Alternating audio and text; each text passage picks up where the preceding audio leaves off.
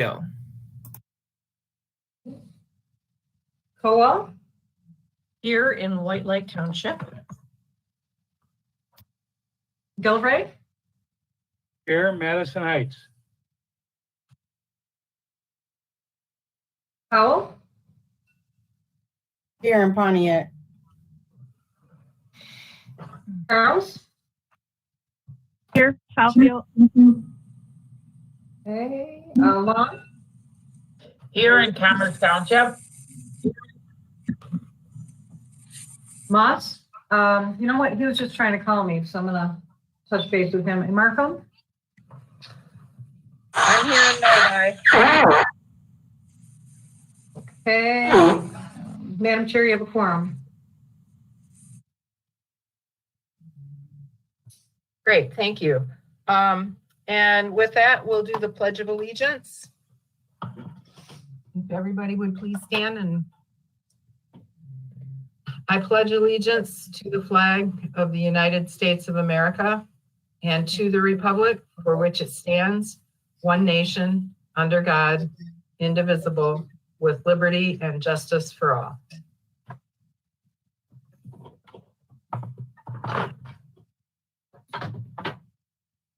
Thank you, everybody. That's my little parade flag, you know.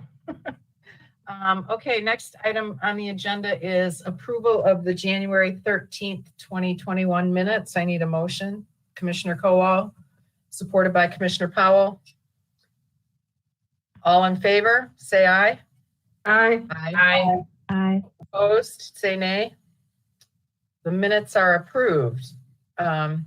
Next item on the agenda is approval of the agenda, but at this point, I would like to modify the agenda and bring item 7 of our regular agenda up and make it item number 1, so that the CARES Act expenditure update will come before the other items on the regular agenda. So I need a motion for that. If everybody agrees, moved by Commissioner Long, supported by Commissioner Charles. Can we just do a voice vote? All in favor of the agenda as amended, say aye. Aye. Opposed, say nay. The amended agenda is approved. And at this point, we open it up for public comment. Good afternoon. You currently have no public in the auditorium or the committee room A. There are no public on the open lines, and there's no written submission, so there's no public comment today. Thank you very much. You're With welcome. that, I will close public comment and we will move on to communications. So I need a motion to receive and file the communications. Commissioner Kowal, supported by Commissioner Long. Any discussion? Okay. Commissioner Kowal. Thank you, Madam Chair. I was just going to suggest maybe going forward if some of these codes could be perhaps a bit more spelled out. I think it was, which item was it? The second item. There's the ones that the townships and the other governments are taking part in. It's got these codes in the spreadsheet, and I guess some of them are quite obvious, like internet. Some of them are a little bit less hard to figure out. I should know this by now, but I don't. So perhaps if we could get spelled out exactly what they're referring to with these different categories. I see my Tim. Hi, Commissioners. If you'd like me to address, yes, I can. I can answer any questions about those codes, but I will get a key added to that report for the next time we submit it. And if you'd like, actually, I can get it resubmitted for the next meeting. Just the next time around, maybe would be good, Mike. Yeah, I'd be happy to do that. We do submit that quarterly based on a previous resolution. So we'll add a key to that. Yes, thank you. Thank you. Thank you, Mr. Tim. Do we vote on these? This is a voice vote to receive and file. Okay. All right, all in favor of receiving and filing the communications? Oh, before we do that, Commissioner Moss. No, I was just voting for it. Oh, okay. Okay. All in favor of receiving and filing the communications, say aye. Aye. Aye. Opposed, say nay. Motion carries. Okay, with that, we will move on to the regular agenda, and we are going to hear first from Sean Carlson about the CARES Act expenditure update. Thank you, Madam Chair. Thank you, Commissioners. And I think Michael's going to pull that up. So hopefully everybody can see that. If I can just get a quick thumbs up that you can see the PowerPoint. All right, that sounds great. Okay, appreciate the opportunity.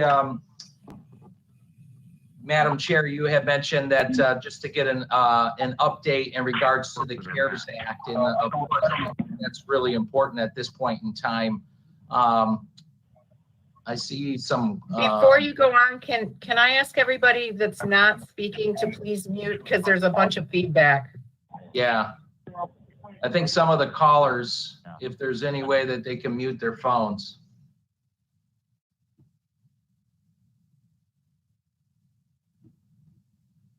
Okay, all right. So I just wanted to make sure that you all were keeping abreast of what's happened on the CARES Act from last year. There may be more money coming down the pike here in the future. And of course, there was some legislation that passed at the end of the year too. So I think it's very appropriate for us to give a status update at this time. So if you can go to the next slide. And some of these slides are similar to what this committee may have seen last year. Now, I know that there's a couple of new commissioners that are, 3 new commissioners that are on this committee. So, but this is the CARES Act and state grant funding. As you can see, the county received $219.4 million from the CARES Act last April. We also received some state grants that were CARES Act related and related to the pandemic that amounted to $24.7 million. And then there's some FEMA expenses, at least year to date, that are reporting or funding or reimbursements of 3.4. We think that that number will go up, but that's where we're at this point in time. Next slide. In regards to the state grants, this is just a quick review. CRLGG was a revenue share replacement grant that represented about almost half of what we received in regards to the state. There was a restart grant, and as I mentioned last week in front of this committee, we talked about the survival grant, which we just received over $6 million. The restart grant, which we received funding for last July, was a little over $11 million. And then there was a veteran state grant, and then some health grants in there as well. Next slide. So we had 21 resolutions. Actually, I need to update this. There was actually 22 resolutions because the restaurant relief program needs to be added to this. But we did have 5 key foundational pillars of our ecosystem. We had the local units of government and county government, business community, nonprofit, public school community, and individual support and working families were some of the key areas. This next slide will show you kind of a visual representation of kind of the framework. We had 5 areas, government support, which included county operations, but also our cities, villages, and townships represented $105 million in support. Small business support was over $81 million. Nonprofit, a little bit of the nonprofit is also in the individual support, so that's important to understand that as well. So I think the nonprofit's probably a little higher than that 12 million. And then school relief and support between the nurses program as well as the amount of money that we gave to school districts and some of the charter schools amounted to allocating $30.4 million to them. Next slide. 5 lead departments responsible for the spending of the allocations that were done by the Board of Commissioners, the County Executive's Office, the Economic Development Department, Health Department. Board of Commissioners had a few resolutions as well that we supported, and then County Clerk, the Elections Division. We collaborated with the BOC through 7 oversight committees, and you can see those different oversight committees there in the right column. So we adopted this formula of a joint partnership with the County Executive's Office and the Board of Commissioners, and I believe those oversight committees worked very well and helped us to be operationally efficient and agile and make some quick decisions. So next slide. These 2 pinwheels, whatever you want to call them here, colorful graph in the lime green represents all the different programs that we did for small businesses, small business stabilization grant, the small business recovery grant. We had MEDC small business grants. Early on, we received 1.15, and then we received that Restart grant that I just mentioned.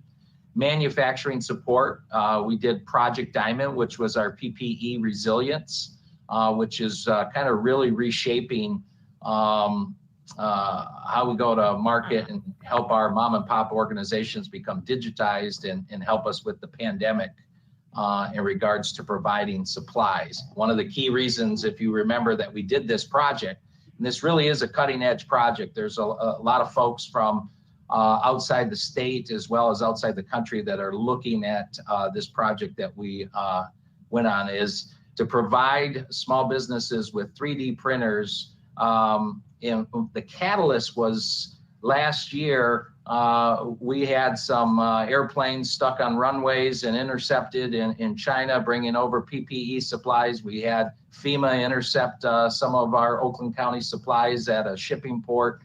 There's no reason with the R&D that we have and the manufacturing might that we have in this county that we can't be resilient and provide our own products. So part of those situations created this support.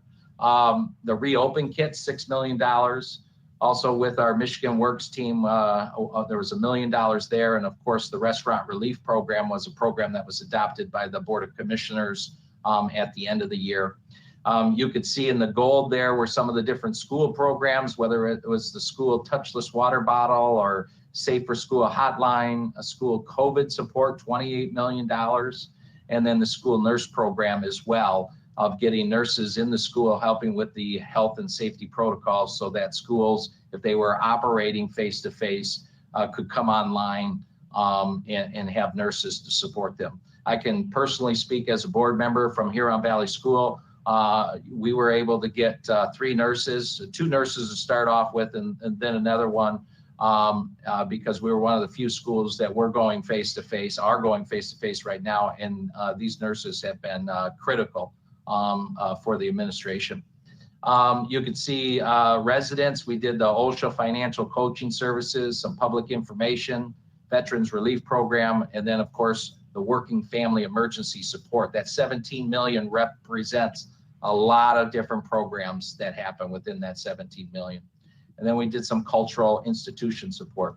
I think the thing that I would say to all of you to take away from this is Oakland County is a special place. You've heard me say many times that we're kind of the tip of the spear. We lead the way for the state of Michigan in regards to our GDP. I think to take away from here is this really represents the ecosystem for Oakland County and how important it was for us to invest in our community in these different programs. So next slide. These are the different programs, and if I could just explain the chart, because you'll see this in the next 5 to 6 slides. The gold color there represents spent. The blue is obligated, so it hasn't been expended at this point in time, and then appropriation remaining. So we appropriated a certain amount of dollars. In some cases, we do have a balance. Now, I want to also say things are still very fluid. This is through December 31st. So there are still some invoices that are coming in and paying. So I expect some of these numbers to shift a little bit, but I just wanted to make sure that we're giving you all a status update. So you can see there's 6 different programs that the county executive's office was involved with, whether it was the Safe County Operations, where we allocated $64.3 million. There's a lot of things to make sure that we could have our workforce work from home, whether it was getting IT support, laptops, there's just different adjustments that needed to be made. PPE supplies also falls in there, and eligible payroll is a key number in that 64 million. The K through 12 school support as well. The cultural institution, the local governments, $35 million set aside there. So next slide. This next slide represents economic development, and there's 2 slides for economic development. You can see the small business stabilization, the Saving Business, Saving Lives grant, the small business recovery, the recovery for local chambers. Our local chambers were really hurting. They provide a very instrumental key aspect for each of our communities. We have 22 local chambers, and we were able to invest to make sure that those chambers can continue to move on and support our small business community. The PPE resilience, this Project Diamond project, that we partnered with Automation Alley, and I'm really excited in regards to what this program is going to be able to provide moving forward. Restaurant relief program. If you recall, we did $10 million in the restaurant relief program. $7 million was from the CARES Act, $3 million was from the fund balance. So what I'm representing here is $7 million. So if some of you are scratching your head wondering, hey, I thought that was 10. This represents the CARES Act portion. So I just want to make sure that that's understood. You might have heard a presentation from Brent Razigan on working with the DDAs in the different cities in regards to helping with the weatherization grants, whether it be the igloos or whatever we're calling them. That is not represented here. This represents the $8,300 that we provided to those mom and pop restaurants throughout Oakland County. And I think it was 731 restaurants that received a check of $8,300. Now, you will see that there's an appropriations remaining of $600,000. As we went to drop off some of those checks, unfortunately, some of those businesses have closed. Some of them have changed ownership. So those checks came back to us. So I just want to make sure that I'm pointing that out. There's a lot of slides covered here, Madam Chair. I don't know if you want me to pause for a second and see if there's any questions, or just still go through. Yeah, let's do that. Does anybody have any questions on what we've seen so far? I do, Gwen. Okay, Commissioner Long. Thank you, Sean. So I was going to ask you, so the restaurant relief program, you explained that pretty good, that $7 million was the CARES Act, and the others from the fund balance. So in lack of a better word, I don't know what to call them either. The igloos, how much funding did we give out for those? For the igloos, I think that our appropriation for the igloo, not just the igloos, I think there was propane, anything to help them operate outside was, I believe, close to $2.7 million. Okay, see, the reason I'm asking is, and this is out of our control at the county, I get it, it's not your fault, but I saw some of them popping up a week and a half ago, and then the restaurants open. So now they're all empty, and I know it's federal money, but it's still tax dollars. So I don't know if I want to allocate more funding for igloos now that the restaurants are open. I'm a little concerned, giving the restaurants money for that when they could use it for something else.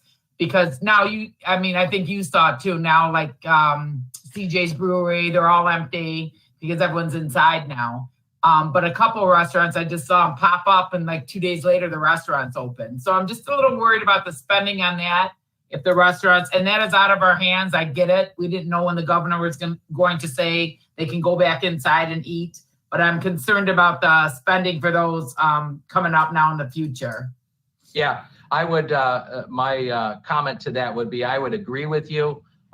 You know, as you know, in Michigan, it still can be cold in April. And you're right. Who knows about the restaurants? I hope that they stay open.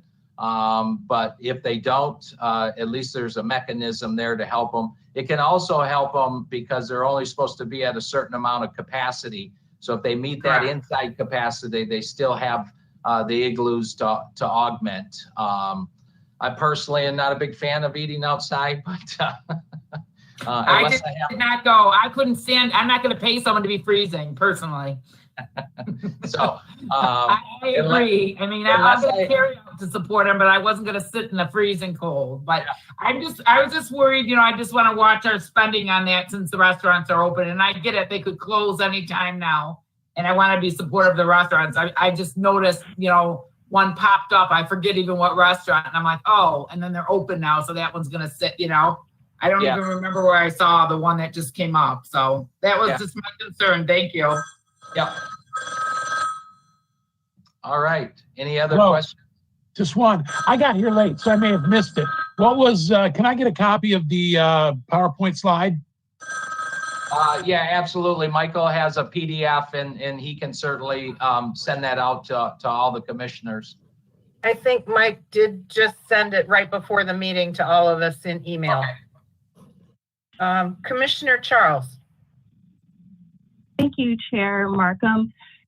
Thank you, Sean, for taking questions in the meantime or the interim of your report.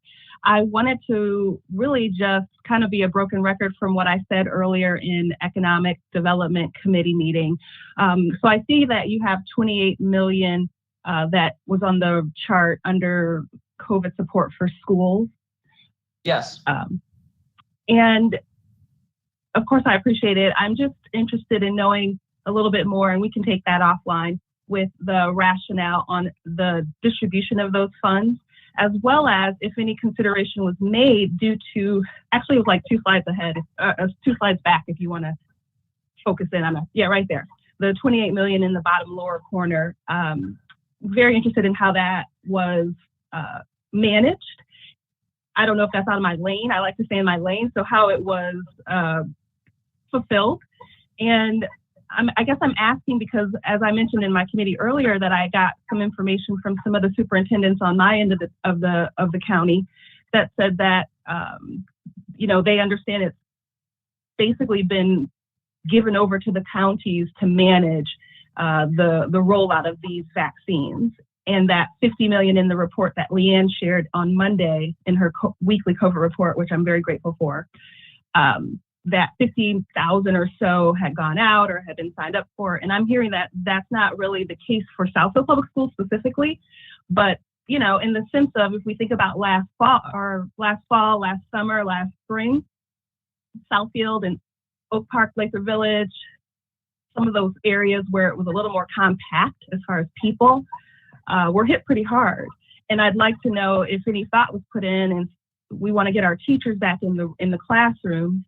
You mentioned yourself that Huron Valley is already back in, and so that is a concern. And I'm seeing that other contiguous counties are doing a little bit more collaboration with the school systems, with their ISDs. So like Ecorse, Battle Creek, Muskegon Heights, Lansing would be examples. So I just want to know how we can better support it, better support you, and then because this part is, you know, you asked us about questions from what you've covered so far, so I don't want to go ahead. I want to make sure to mention that I concur with Commissioner Long about the igloos. I was a little concerned about it last week in the report, but I let it, you know, as a junior commissioner, I just was like, they'll figure it out. But yeah, I don't really see the value in igloos really at this juncture. And I'll save the rest of my questions in case you happen to get to nail salons and hair salons. Thank you. Yeah. So let me just say, in regards to school support, there was it was not just based upon the number of students. That was certainly one of the weighted factors and criteria. There was also some weighted factor based upon in regards to those areas that were hit hardest by COVID. So that was a weighted factor as well. So that was part of the equation that was taken into consideration as those allocations were done. So it wasn't just simply, I know a lot of times in the school arena, public school, they just say, okay, here's how much money you get per student. And then they do the math that way. That was not how the formula, that was part of the aspect. And then they needed to work with the county in regards to what they were using the funds for. Was it for PPE? You know, what were they using it for, so that it was a reimbursable expense according to CARES Act. So, and I certainly understand Commissioner Long's concern as well as yours in regards to those restaurants. What I would say is, you know, this pandemic, unfortunately, and COVID is probably going to be with us longer than just the summer. So those weatherization grants and igloos can be potentially used for next year, and they're there as a contingency. We do not have intentions to spending any more money on that. We could have went out and did a big buy with Home Depot early on. We did $750,000, so we could get some of those igloos up and help some of the businesses. But one of the key things we wanted to do is really work with our cities, villages, townships, and DDAs, because there are some different zoning rules. And what we did not want to do is give it directly to a business. They set it up, and then the fire marshal comes in or says, you got to pull this down, or the city does. And so we just thought that was the right way to handle things. Now, of course, that took us a little bit longer, you know, to get that approved. So I can understand why you're scratching your head saying, well, wait, they're open now. Do we really need those? But I stand by the direction and decision to do that. I do think in the long run, it is the right decision, and it will help us prepare for the future as well. So hopefully I answered your questions, though, in regards to the school.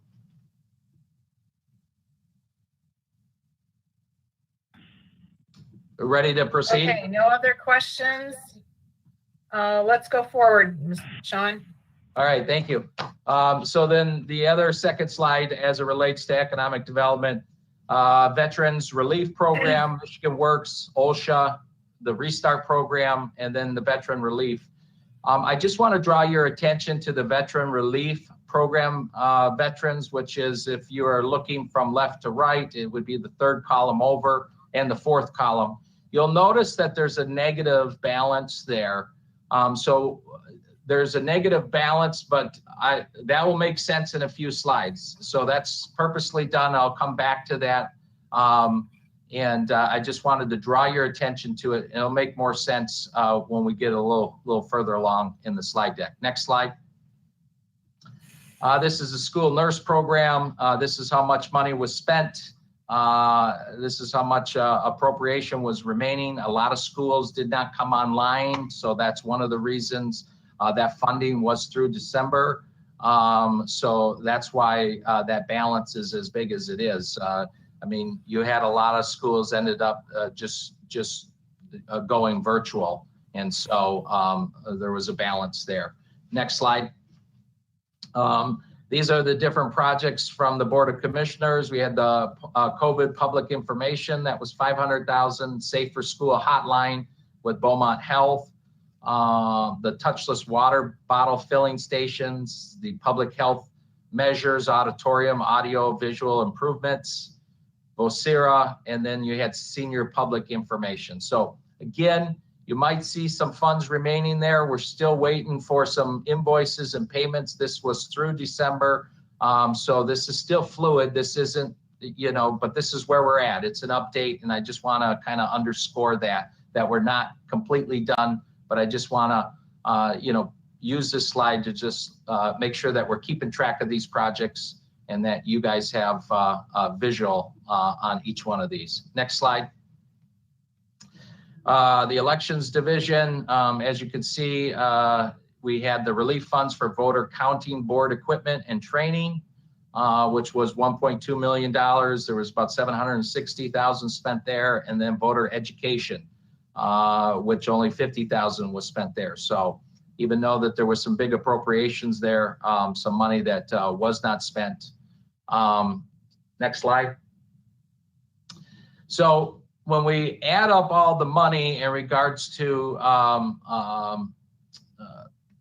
dollars that were left over, if you recall, in the Board of Commissioners meeting, when we passed the restaurant relief program, we also had a conversation at that Board of Commissioners that at that point in time, we did not have a lot of confidence that Congress and the President were going to sign an extension beyond 12/30. We were operating under the assumption that all of these funds needed to be expended by December 30th, because that's what the law had said that was written back in April and that was passed by Congress. So we were operating under that assumption. We asked to create an executive office oversight committee between the BOC and the executive office to discuss some of those programs that had additional dollars left over for reallocations and obligations. So what this chart represents is we had the CRLGG, which was a revenue share replacement, and we used those funds for the program that we ran for small business stabilization. So that opened up 9.9. The clerk's office had 915,000 remaining. The Board of Commissioners, 818. 1.2 from the Health Department, 2.7 from Economic Development, and 7.5 from the projects being managed by Executive Office. That all totaled up to $23.1 million, 23.2 rounding up. Next slide. With that oversight committee, a decision was made to allocate to skilled nursing for Oakland Together from the Working Families Grant, $2.8 million to those skilled nursing homes. Health clinics and hospitals we've spent $1.7 million. And I can get you the name of the hospitals and the distributions on these if you would like, but I just want to share the decision that was made at that time. Higher education partners. So money was provided to Oakland Community College as well as Oakland University, a little over $1 million. Now, excuse me, the Veteran Services. So if you recall, I had brackets around those two other programs. So we made a decision, and Commissioner Kowal will recall this too, to go to our veteran service organizations and provide $20,000 for those veteran service organizations. And so that amounted to $530,000. And then also for our veterans relief, we really punched it up and really got the communication out. Thank you to many of you. I know, Eileen, that you sent out some emails yourself. I know Commissioner Markham did to encourage our veterans to apply. We ended up having enough grants come in that was over 51,000. So if we go back to that slide, that 581 represents making sure that we were able to handle those obligations for the veterans. So we reallocated some remaining funds there. And then we made a decision that anything that was left over at the end, we do have some administrative expenses. And again, we're still paying some invoices, but anything that was left was going to go to eligible payroll. So eligible payroll expenses as defined by the CARES Act mostly applies to our health department as well as to our law enforcement. So we worked with our consultants to understand that number. Next slide. This just gives you a little bit of an update on from a payroll perspective from March 1st to 6/30. So March 1st was the first eligible date for CARES Act. The eligible payroll was $43.7 million during that time period. From July 1st to September 30th, it was 25.5. We submitted 23.8. So we had eligible payroll of over 68, but we submitted for 23.8. You could see from October 1st to December 30th, eligible payroll was 19.2. We provided 29.2 to make up for some of the eligible expenses in the previous. The nice thing about this and the strategy around this, just so there's an understanding by the commissioners, that if an audit does come in place and suggests that a certain program was not eligible, then we do have eligible expenses that we can replace and say, hey, we didn't take all our eligible expenses. I do know a lot of county governments. I've been on some phone calls with others across the country. They made sure that they were paid first. I'm proud to be part of a county, and with these county commissioners that are on this call right now, that we leaned in to support our small businesses and our families. Of course, we use some payroll for ourselves as well, but a lot of folks ended up taking care of themselves before they took care of the community. So I'm proud to be a part of a county that made that decision. Next slide. I just wanted to provide you some coronavirus relief legislation. So this is the legislation that, was signed by President Trump at the end of December, was passed by Congress. This was the back and forth. You may have heard about it, whether you watch Fox News or CNN, it generally centered around the unemployment insurance. So are they going to get a $700 check or $600 or $1,400? But there was much more involved in that relief legislation. These next two slides outline that. That's not really part of an update. I just thought I'd provide this information for you. The thing I want to draw your attention to most, though, is on the next slide. You could see the third bucket down is healthcare COVID relief spending. And I know that I've been in front of this committee before when we were asking for the 10 million. And I said, hey, we want to make sure that we are leaning in regards to vaccine operations, testing, and contact tracing. Those dollars that are coming to the state of Michigan are coming out of this particular bucket right here, the healthcare COVID relief spending. Division M, Title III. So I thought that would be good information to share with all of you, just to understand. I don't have any updates as it relates to the new legislation that's moving through, but this is the legislation that was passed. Next slide. Lessons learned. I think adopting an overarching framework, we need to be prepared. I've just heard from a report that's possibility that Oakland County is going to get $246 million in this next package. I would encourage us to sit down early on and adopt an overarching framework that lays this out in one resolution as opposed to multiple resolutions. Public health, working families, small business, and nonprofits, if we can try to keep it contained, to those major buckets. I think utilizing the joint oversight committees has provided to be operationally efficient and provided some agility for us. And I would recommend us continuing to look at that as we move forward. And then we definitely need to augment our staff with outside resources. If in fact additional funding and resources come in, our fiscal services team has taken on a lot and has performed admirably in all of this. But we also forget that they are doing a major implementation with ERP. They've had to have 1 foot in on COVID, and then 1 foot in on ERP, and then a foot that they don't even have, in regular operations.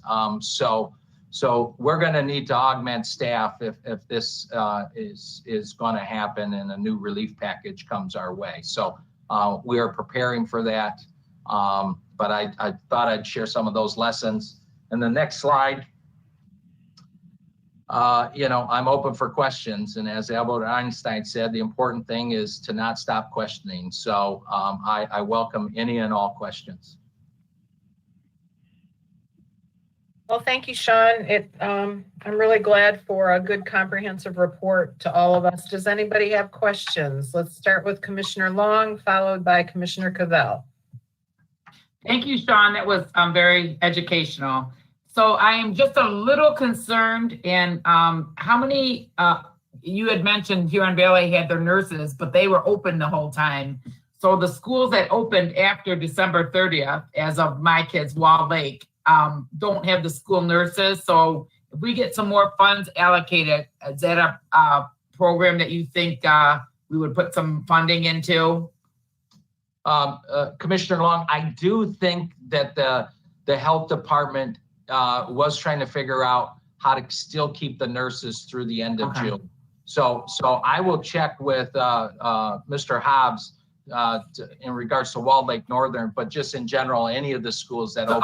Yeah, to the school districts that opened after. I think that's important with COVID. If someone has symptoms or signs, that they get in there, get into a nurse.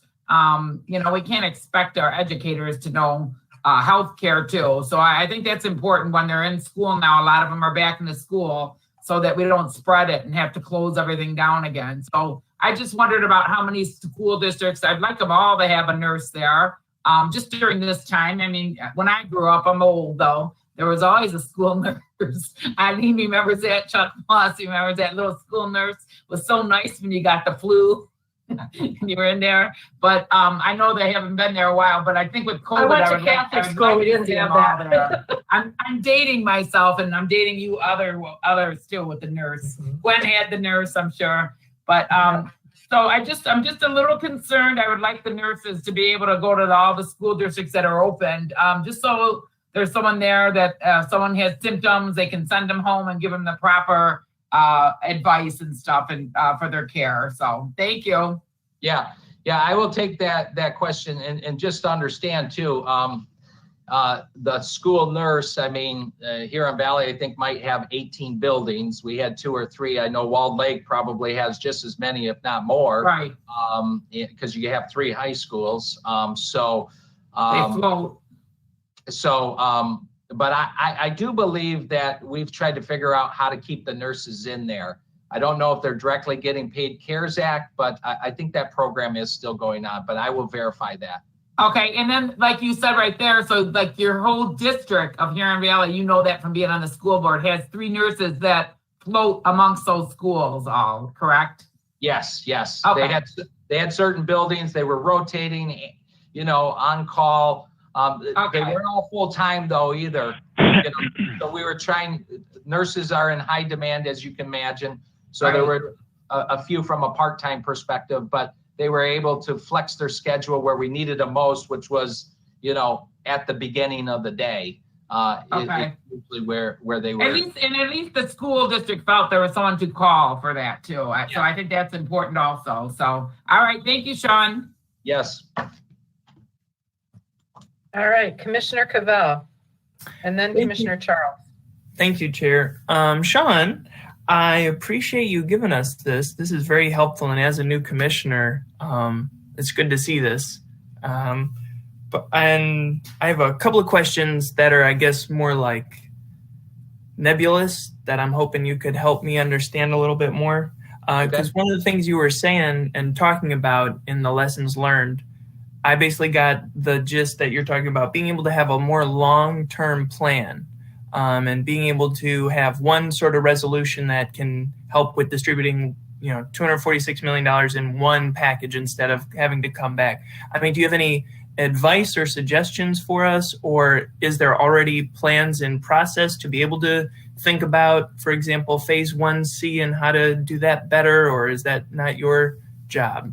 Yeah, I just think it's worth some dialogue.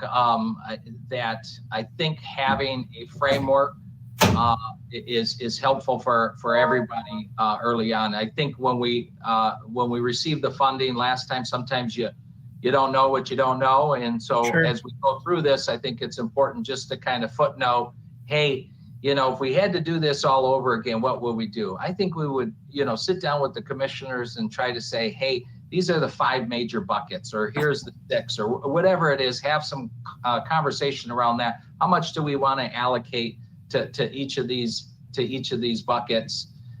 Let's do one resolution or 3 resolutions, get that out the door. Let's create a couple of committees, joint committees, because those are important, I think, for the county executive, just to make sure that we're, working with the commissioners to make sure that we're meeting the spirit of the resolution, but at the same time, there's some adjustments. I mean, we used on the recovery committee, which was $32 million. We must have met with that committee once every 2 weeks to go over, here are all the recommended awardees. And so that was helpful. So I think those are some of the notes that I, have tried to reflect on over the past 9 months. Okay, is there then, to then what you're saying there, is there anything more the commission could or should be doing again to prepare for what is coming down the pipe for us?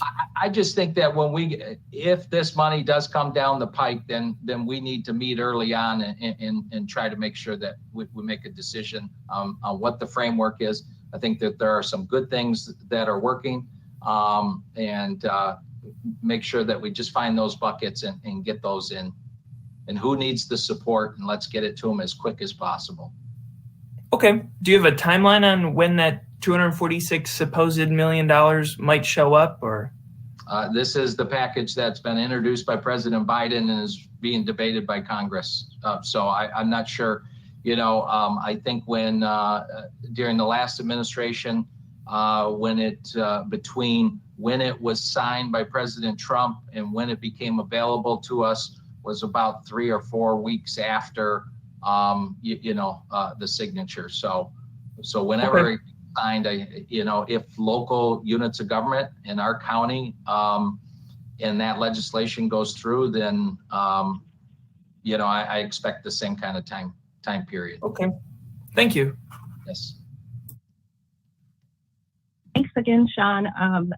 I believe you can hear me okay. Yes. Yes. I have 3 questions that I jotted down and will send you via email, and just 3 that I wanted to check with you now. And the first one is with regards to nail salons in particular. I have a dear person in Lathrop Village who has a divine little spot there on Southfield Road. And every time she calls, whenever grants are opened, she has to literally wait like 9 hours. And then when she does get through, it just seems like we might want to consider those particular businesses, because she's really put up as much PPE as possible. I think they're doing a great job. And so I just want to support her, because when I do talk with her, it never fails. She'll call 9 a.m. and she'll wait and have the phone on hold for like 8 hours. And again, I want to make sure that they're not forgotten in the process. The second thing was Ascension Health.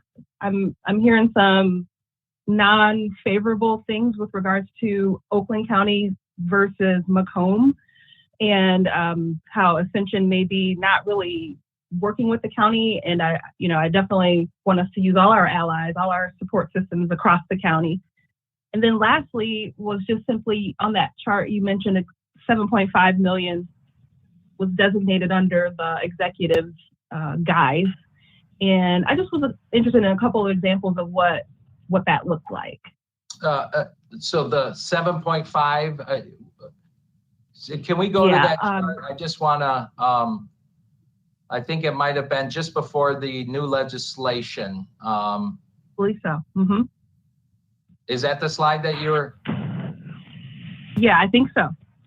I think it's this one. Go back up. It was a long. Yeah, right there. Yeah. Is this the one you're referring to? One more. Oh, one more? That one. Oh, okay. Okay. So in your question in regards to the executive office and 7.5, can you restate that question? Yeah, I was just interested in what some of that was, like what it looks like. Various programs, Havenwick, United, United Way of Southeast Michigan, running some of our nonprofits. was through there as well. So that is the amount of money that was left from the 17.5 million for working families and assistance. So those dollars were left, and then that represents a portion of that 23.1. And then when you go to the next slide, the allocations that we provided was the skilled nursing, the health clinics, higher education, and veteran services. Does that make sense? Yeah. Commissioner Charles? Yes, I'm sorry you couldn't hear me. Yes, that makes great sense. Okay, so now let me just address the Extension Health. I will talk to Mr. Hobbs to see if he's aware of this concern and discuss that with him. And then in regards to the nail salons, let me just share with you. You all approved last week the money from the survival grant from MADC. So we, in one of the scenarios, did include personal services, and we did include retail shops. Now, there was some discussion about putting more of that money to restaurants and some of the other organizations, but we made a decision, and it was our recommendation that we help those companies, perhaps like your friends, that haven't won a grant in the past. Now, I apologize that they were on the phone for so long, but we heard the same thing when MEDC ran their Restart program as well. So we aren't running Restart or Survival, MEDC does, and so people are on call with them. They're just giving us the money, and then they're also making us be the bad guy in regards to saying who didn't win a grant. So, I mean, we appreciate the money. I guess with it comes no good deed goes unpunished. So we have to inform, close to 5,000 companies that they didn't win an award. But I will tell you, I will look at the nail salons because I am very confident that a lot of barbershops, nail salons, and some other personal services communities were successful in the recovery grant that this county ran with $32 million. And in my opinion, that's the right way to run a program. Every 2 weeks, we reviewed applications that came in. It was open for almost 8 weeks.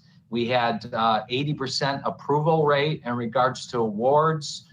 It was spread out. It was allocated. We had a lot of women-owned and minority-owned and veteran-owned companies that won. So that $32 million program that we ran was, if we have money in the future, that's how we would set the program up. We don't think telling people they got 4 days to put in an application is the right way. People lose out in that situation. So anyways, that would be, my reaction to that. I've taken up way too much of your time. I apologize, but hopefully this report was good. Oh, Commissioner Kowal. Yeah, Commissioner Kowal, and then I have a couple of comments too, but go ahead, Commissioner Kowal. All right, thank you. I'll be brief. Sean, I like that taking an overarching approach to any more funding that's coming our way. I mean, we did a hell of a job last year with everything coming at us, but we were kind of, I'm sure you would agree, in reactionary mode. So doing the best we could and did a great job of allocating the funds. But I think going forward, if we could take a more proactive approach to it, I think that alone would just take a lot of the pressure off of everybody. So I like that approach. Just wanted to comment on that. Thank you. Thank you. Thank you, Commissioner Kowal. Commissioner McGilvery. Thank you, Madam Chair. Sean, first of all, I want to thank you for the report. It's a fantastic report. Just one question. There was some talk a while back regarding breaking it down for each of the commission districts as to what was spent in our areas. Do we have that? We are polling numbers. We are polling a report as it relates to economic development and all of the grants. We are also looking how we pull in some of the other grants that have been distributed. But we need to work on the commissioner districts. Right now, we pulled it down based upon cities, villages, and townships. We have not broken it down with the districts. Unfortunately, the districts are cut a little awkward, so that makes it a little bit difficult. But we do have the data as it relates to the cities, villages, and townships. Okay, thanks. Thank you. I think even that would be very helpful because, you know, some of us represent 1 or 2 communities, some of us represent 7 or 8 communities. But I think if we knew if you have it by cities, villages, and townships, that would be helpful. Yeah. Right now, so. Yeah, we've been pulling that number. Okay. I see Commissioner Powell has her hand up. If we are in need of that report, how soon can that information be sent to us, Sean? And how do we go about just send you an email? Because I actually was asking for that information and was told that you all, was working on it. The council here has asked me to do a presentation on it to folks. So I just want to know what's the proper channels to get it. Thank you. Okay, thank you. Anybody else have any comments? I just had a couple of things, Sean. I agree. I'm glad to see that you are thinking about how we should do this going forward. And I like the idea of, 5 or 6 main categories that we know everything fits into. One point I'd like to make for the commissioners who are new, the reimbursements that we gave, the funds that we distributed, everything was defined by the feds as to what qualified and what didn't. So I just wanted you to know that that's where some of that came from. And I am really grateful that in this pandemic, we have the ability to, first of all, distribute this much money to our community. This is a real honor to be able to do it. And I know it sounds real cornball, but it means a lot to me to be able to be part of doing this. And I really appreciate the cooperation with which this board has worked with each other individually and across the board, and also with the executive office and everybody in the county. So it's to think that we could distribute $220 million in 9 months and keep track of it all and be proud of what we did. That took a great deal of work, and we should be proud of ourselves for having done it. And I'm grateful, like I said, to have the opportunity. The one other question I had was, there are these remaining funds from the $219 million. Did the deadline get extended for when we can spend that out? Yeah, yes, it did. We did not know that at the time, but yes, it did. Part of the legislation that you saw, if you look at one of those buckets and rows in there, you will notice that it extended the CARES Act expenditure until 12/31/20. So it does allow, but we worked like hell because we weren't going to leave anything on the table, and we just weren't sure, and so we made that decision early on to do all these programs. So you can see, right there, spend date was extended to 21. Okay. Well, if nobody else has any more comments, I want to thank you very much, Sean, for pulling this all together and taking the time with us to fill us in. Really appreciate it. Thank you so much. Have a great afternoon. Thank you. Okay. Madam Chair, Yes. would you like to entertain a motion to receive and file the PowerPoint presentation? Yes, I would love to entertain a motion to receive and file the PowerPoint. Commissioner Kowal, supported by Commissioner McGilvery. All in favor, say aye. Aye. Aye. Opposed, say nay. Motion carries. Okay. I am so glad we have you to keep us all straight, Pam. Okay. Next item on the regular agenda is the Information Technology Great Lakes Data Systems Incorporated contract number 004690 extension through 2024. I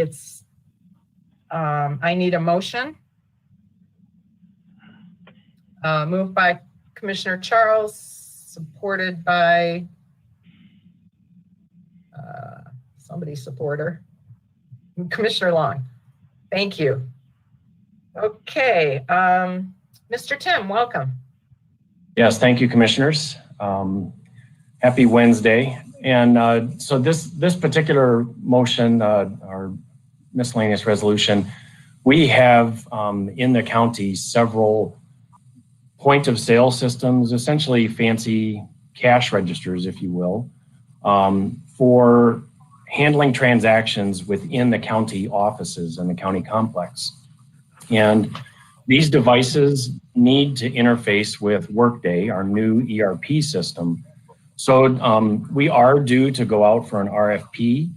We are working on the requirements for that RFP as we speak, but we didn't want to bring in new devices before Workday was implemented, which is the main interface that we need. So that's the reason for extending this for a year on the devices for the RFP.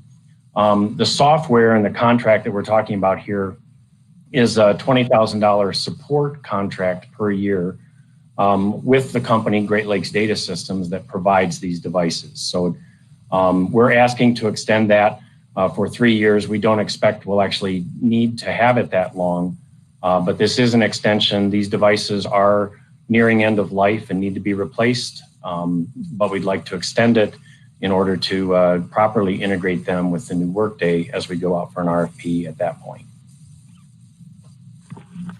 Thank you. Do any of the commissioners have questions? Commissioner Long. I'm sorry, I was writing down something you were saying, so I might have misunderstood. So after, when we have work in play, for lack of a better word, and do we need all new cash registers? Are you saying that is going to connect to Workday? What do we call it? Workday? Yeah, Workday is the product name of the company for our new ERP system. And as we implement, that'll be a new financial system. So the cash registers are end of life, so they need to be replaced independent of Workday. We're just waiting from a timing perspective to do it so that we can integrate them properly with Workday in the next year. Okay, so these old ones will still function until we get all that. I mean, you're hoping, I guess, you're not going to guarantee, but we're going to extend this so we can still use the old ones until we get Workday completely up and running. Then we'll get new registers. Correct. Okay. Right. Two separate projects, but yes, we want to integrate the new ones with Workday. Integrate, that's it. All right, thank you. Commissioner Moss. I'll move it. Oh, okay. I think we already have a motion. We already have a motion, but. Oh, it's already been moved? Yeah. Seconded? Okay. Okay. Anybody else have any comments or questions? If not, we can call the roll. On item number 1, Commissioners Cavell, Yes. Howell, Yes. McGillivray, Yes. Howell, Yes. Charles, Yes. Long, Yes. Moss, Yes. Markham. Yes. I'm sure you have 8 yeas, 0 nays. Excellent. Thank you. Moving on to the next item, information technology first quarter 2021 development appropriation transfer. Again, Mr. Tim. We need a motion. Mr. Moss, Commissioner Moss, supported by Commissioner Charles. All Great, thank you again, commissioners. So for a few of the newer commissioners, let me just kind of do a brief introduction of some of the funds and the way funds work within particularly IT. So the IT fund is set up as a proprietary fund, which means we recover a large part of our revenue comes from the departments that use the IT services. So, and many of them are general fund departments, and some of them are special fund departments. So like Water Resource Commission would be an example of a special revenue fund. So as they consume IT services for projects, once a quarter, we come to the Finance Committee and present a resolution as we have here today. And that basically becomes the revenue into IT to cover our resource expense so that we end up at a net zero in our project costs for development. So this is our quarterly resolution to bring to the board to transfer the money out of the general fund departments and the special revenue departments that have used IT resources primarily for project work and support work. And this amounts to nearly $2 million for this quarter. And that's a pretty typical magnitude, if you will, for the project expense. So are there any other questions I could answer on that?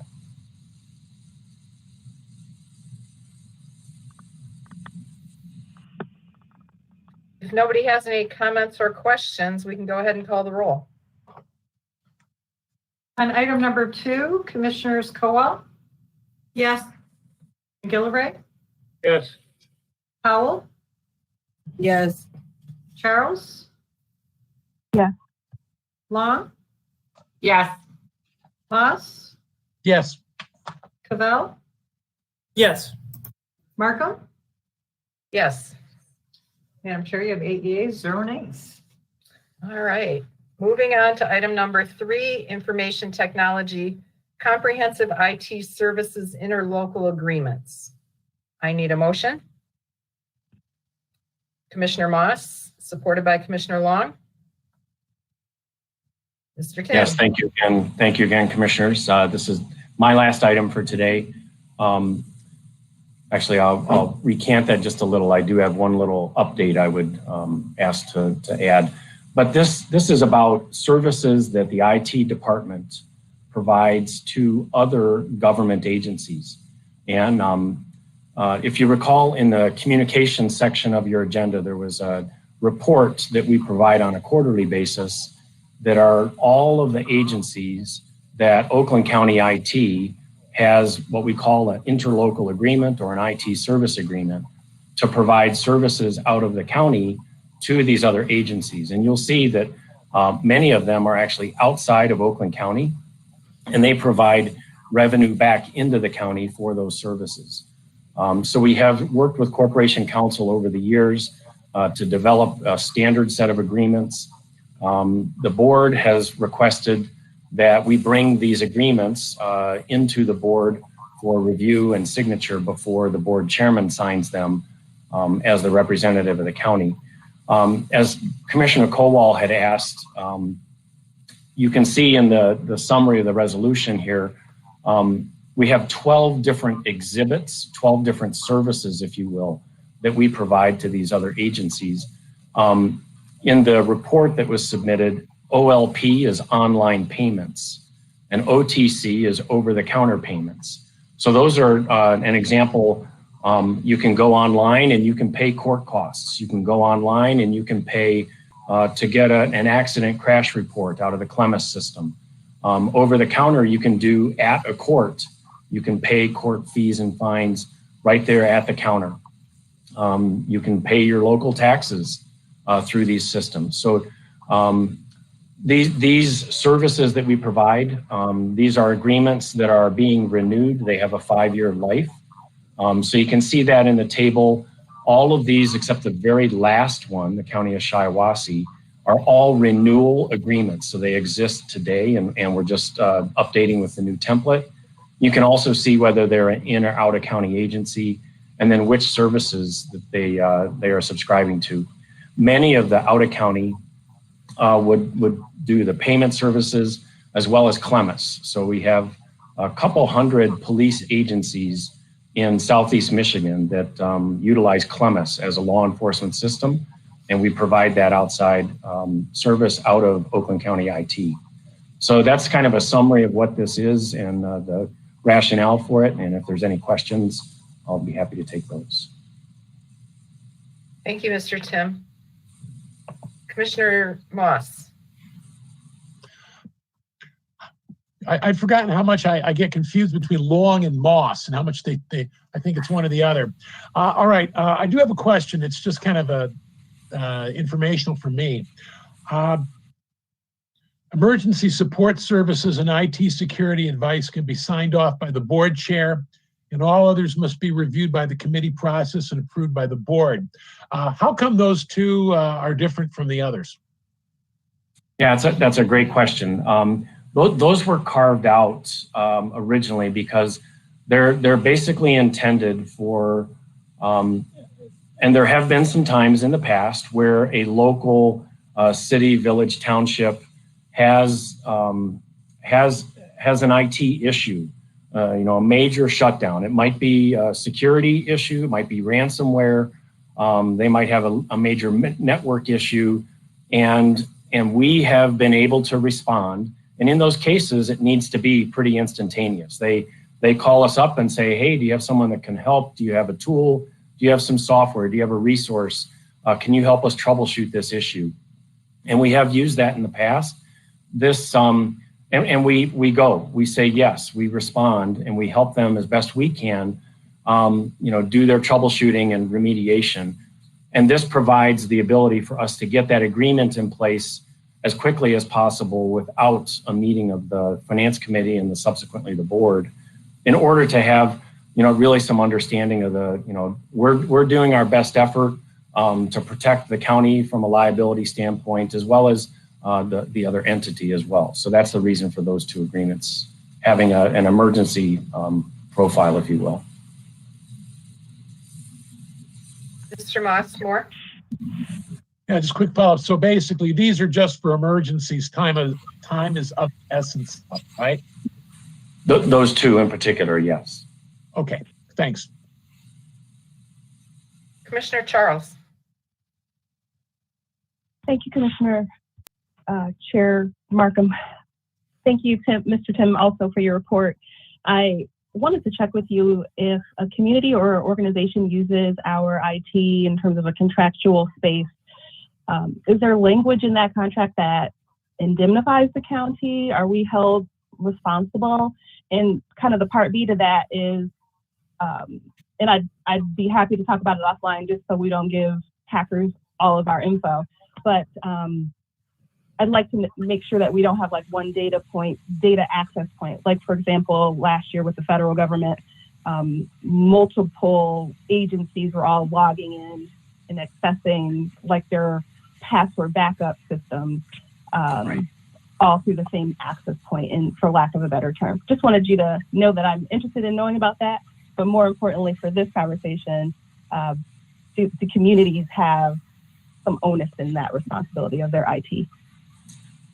Absolutely, yes, and that is the primary purpose of the agreement, is to provide that mutual indemnification between the two legal entities, but also to describe, what is the scope of the service, what will Oakland County provide, what does the agency need to provide, and then also there are standard rates and fees that are established already for all of these services as well.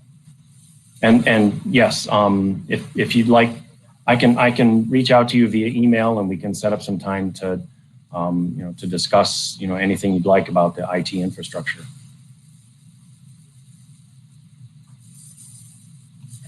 Thank you, Commissioner Charles. Does anybody else have any questions or comments on this item? If not, then please call the roll. And item number 3, Commissioners McGillivray, Yes. Howell, Yes. Charles? Yeah. Long, Yes. Moss, Yes. Cavell, Yes. Cowell, Yes. Markham? Yes. Madam Chair, you have 8 yeas, 0 nays. All right. Thank you. Thank you, Mr. Tim. Commissioners. Chair Markham, may I add just a quick update on wireless networks?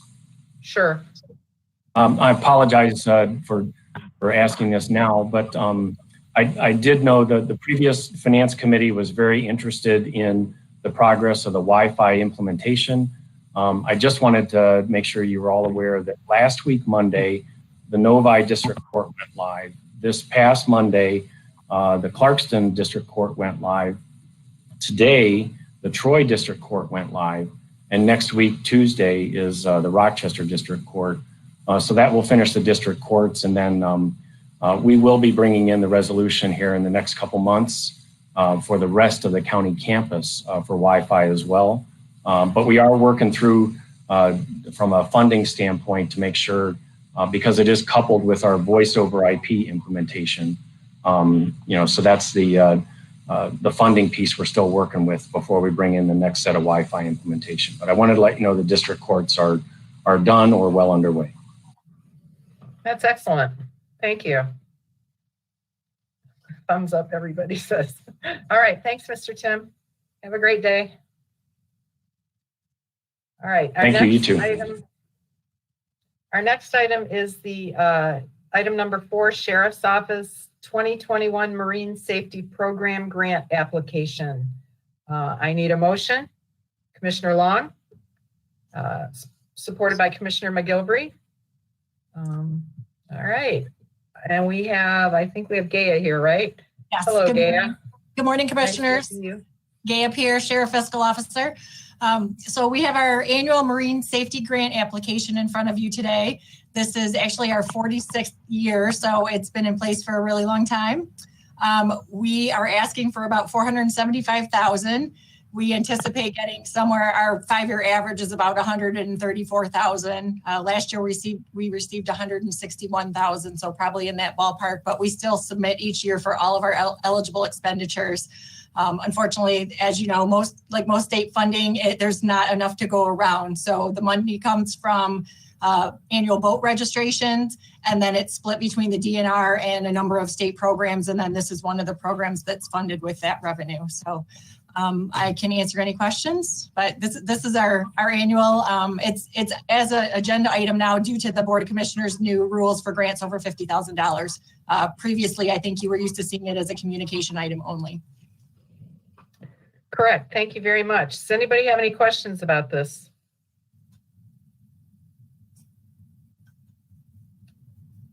I waited long enough, Mr. Cavell. Yeah, right. I just wanted to say to Gaia, thanks for helping clarify stuff in the committee yesterday, and I appreciate you being so communicative about this to help educate me. You're welcome anytime. We're happy to provide anything that you need. All right. Well, if nobody else has any questions or comments, let's go ahead and call the roll. On item number 4, Commissioners Powell, Yes. Charles, Yes. Long, Yes. Moss, Yes. Cavell, Yes.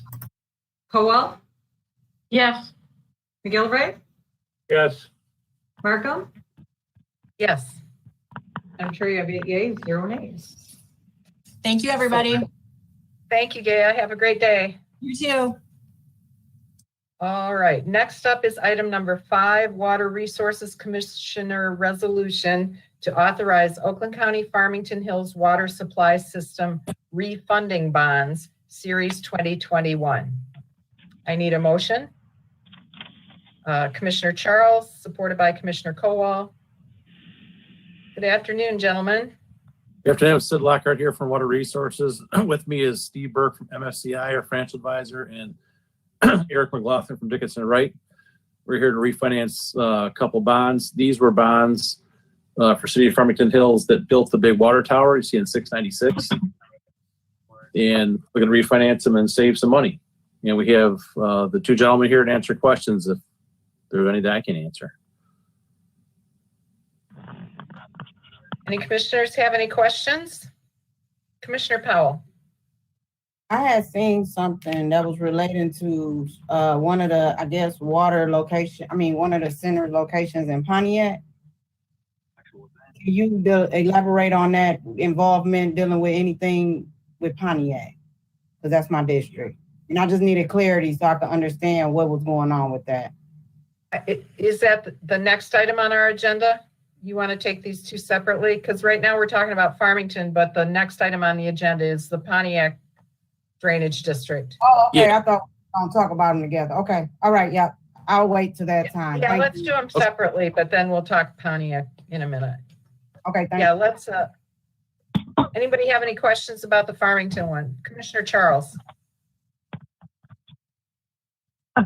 I believe it was discussed in econ earlier today, but if the gentleman wouldn't just quickly, in a sentence or so, articulate how if the market changes, that we will take advantage of any fluctuations in the positive, if that makes sense. Yeah, what you see before you is an estimated number. And then I'll let Steve Burke elaborate on that because he's always watching the market conditions and is looking at when to pull the trigger once all the paperwork goes through here. Sure, So Steve, I appreciate the question, Commissioner. So right now we are targeting a sale date of April 28th. If things were to materially change between now and then, we would consider in the negative, we would consider postponing. There's not much we can do to move it up at this point. The timing is kind of based on the timeline of receiving a bond rating for the county and preparing all the documentation. So from the standpoint of things moving in the positive, interest rates, we pulled it earlier today, remain at or near kind of all-time lows. And so it's a great time to be a borrower in the market for sure. and just for a little history on these bonds are for the big water tower you see on 696, the Farmington Hills built. For we recall seeing that, it's got the city of Farmington Hills on the side and a bunch of green lettering on it. But that one was, conceived to shade the peak off Detroit and Glebo water rates because there's a peak charge and that shade the peak off. And I believe when that was constructed, it had like a 7-year payback. So the bonds that we're refinancing are for that and the related water infrastructure to feed that water tower. Thank you. Anybody else have any questions? All right. If not, Pam, would you please call the roll?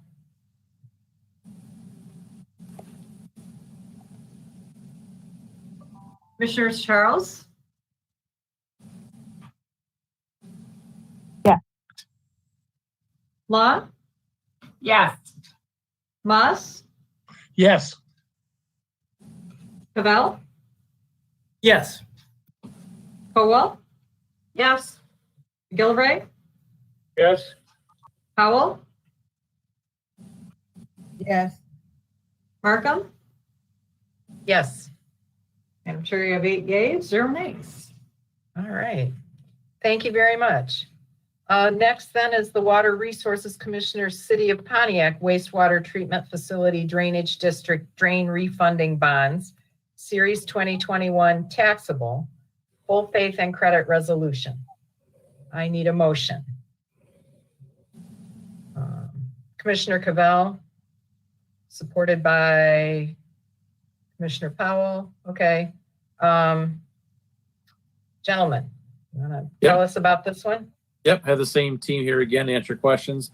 This one, if you recall, this was back when Pontiac had the financial manager. The third financial manager had the wherewithal in the last piece of the puzzle to help Pontiac get back on her feet to sell us the wastewater treatment plant down by the Silver Room. There's actually 2 of them down there. And this was the money, the transaction that resulted from that, the $55 million. And so we're looking to save $4.9 million roughly on that if the bond rates hold true as they are today. And with that one, even though the paperwork shows that it's City Pontiac that's receiving the saving, their residents have less payments going forward. Through the construction years ago, the Perry Street Pump Station force main, at the time the Pontiac plant was half its capacity. With the construction of the Perry Street force main and pump station, we divert flow out of Glewood system at 30% to the Pontiac plant, and that's 50% of the Pontiac flow to make that plant 100% of its capacity. So ultimately, the bond savings will be shared between Pontiac through contracts with the Clinton Oakland system through the communities that sit with Clinton, Auburn Hills, Lake Orion, Oxford, Waterford, part of West Bloomfield. So those communities share in the savings as well. Okay. Commissioner Powell, did you have some questions about this one? No, I think I can, I'm following what he's saying. I'll review everything, and if I have any other questions, I'll just email. Yeah, our phone numbers are in the memo, so please feel free to call me. For the time meeting. Thank you. Yep. Oh, so this one is different from the one before it because these are taxable bonds. Is that correct? That's correct, because when the money went to Pontiac, it went in different places with a financial manager. And so, it wasn't just capital improvement per se. And so I believe the bonds had to be taxable because it didn't qualify for tax exempt status. Okay. And so I'm sure it's in here somewhere, but roughly how much do we expect to save by refinancing at this date? Roughly 4.9 million is the estimate currently. And Big hopefully that money. holds That's true. good. Yeah, real money. Yeah. Excellent. Excellent. Anybody else have any other questions? Commissioner Moss. Hi, I have a question on the previous bond refi. Excuse me. You put the figures both how much was outstanding on the old bonds that were being replaced, and what was the interest on the old bonds. I just like to see that. I don't need to see it right now. On this one, but that was a good bit of information to have, and I'd like to see them going forward. If you can do that, it's just nice to know how much we did owe before we roll it over, and this is a lot of money. This is a big bill, so I'm just kind of keep taking a look at it. Thank you. Yeah, I think Steve Burke may have that actually. Mr. McLaughlin, did you have something you wanted to add? Yes, thank you, Chair Markham.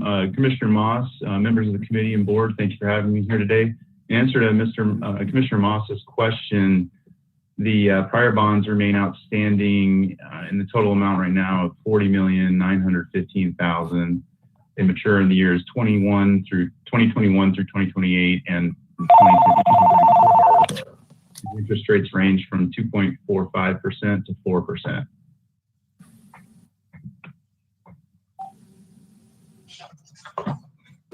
Okay, so out of the just double check here. So out of the original bonding amount of get this for the Pontiac one. The original bonding amount of what, 53,480. 40 is still outstanding. Did I get that right?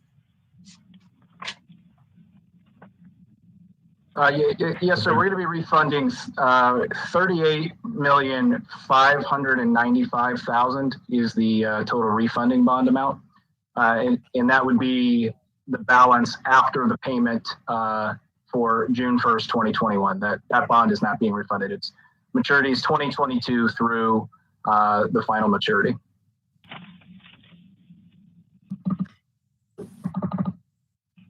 Okay, so you're not, it's not like a straight refi like the one before. This is, you're paying off, some of the ones are at maturity and essentially this is a new issue. I'm sorry, I'm confused. You'll get used to it. Sure, Commissioner, no problem. So, no, these two are going to be the same. Same method of refunding for both series. This one, the difference in this one is it's taxable. If we're Yeah, I get that. Yeah, in the refunding, the 2021 bonds in both series are going to be paid on their regular schedule because they're not callable.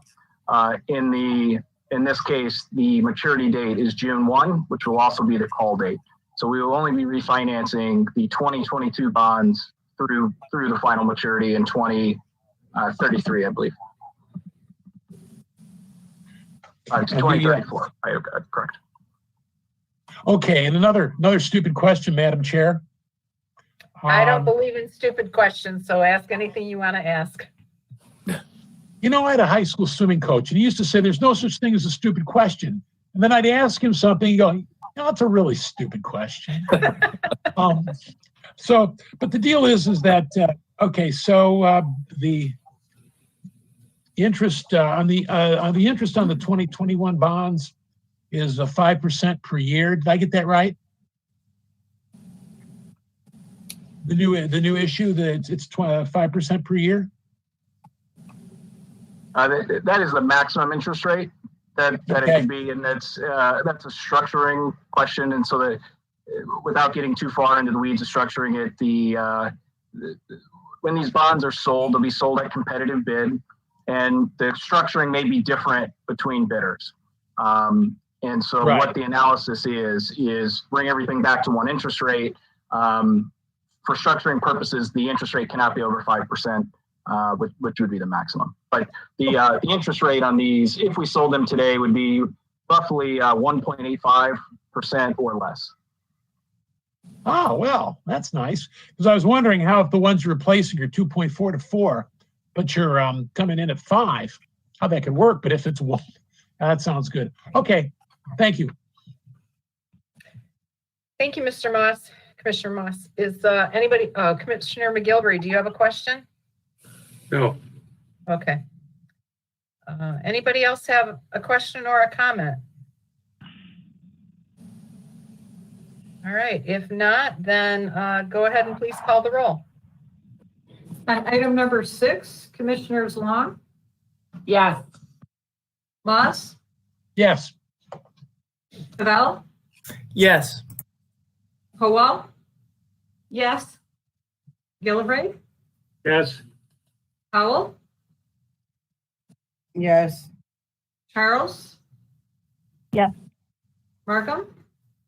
Yes. Madam Chair, you have 8 yeas, 0 nays. Excellent. Thank you, gentlemen. Thank you. Have a good day, everybody. Appreciate Get it. us a good interest rate. Yeah, we hope to. All right. We already went through item number 7 on our agenda. So, and thank you to you gentlemen for waiting as we did that. Does anybody have any other business to bring before the Finance Committee today? Commissioner Moss. Actually, it's not just new business. I would just like to be sure that I get a copy of that PowerPoint on the CARES Act stuff. That was really well done, and I'd like to see it. Sure. Mr. Andrews, will you make sure everybody on this committee gets that? They should already have that in their emails, but I will resend it to Commissioner Moss so that he has. If it's already there, don't worry about it. Okay, all right. Yeah, just give me a call. Let me know if you don't have it, and I'll get you another copy. All right. Thank you. Okay. Thank you. Hey, Mr. Moss, where did you swim? What high school? Dow High Chargers, Midland. Dow? Up in Midland? Midland Dow. Ah, Class of 71, first graduating class. I'm sorry, What year did you graduate? 71. Me too. My husband swam for Pontiac Central. Get out of here. Yeah, we'll talk another time. We mostly competed in the Saginaw Valley stuff. We weren't tough enough to come down to the Detroit leagues, but No, we were in the Saginaw Valley at that time. We used to come to Midland and Bay City and Saginaw, all those schools. Yep. so you guys may have swum us. It's fabulous. I'm sure we did. We will talk another time. The big power was Arthur Hill, of course, but Absolutely. Absolutely. Saginaw. All right. Yeah. Good to know. All right, everybody. Does anybody have anything else you want to bring up at this time? Otherwise, I will call this meeting adjourned at 1:36. Thanks for coming, everybody. Have a good rest of the afternoon, everyone.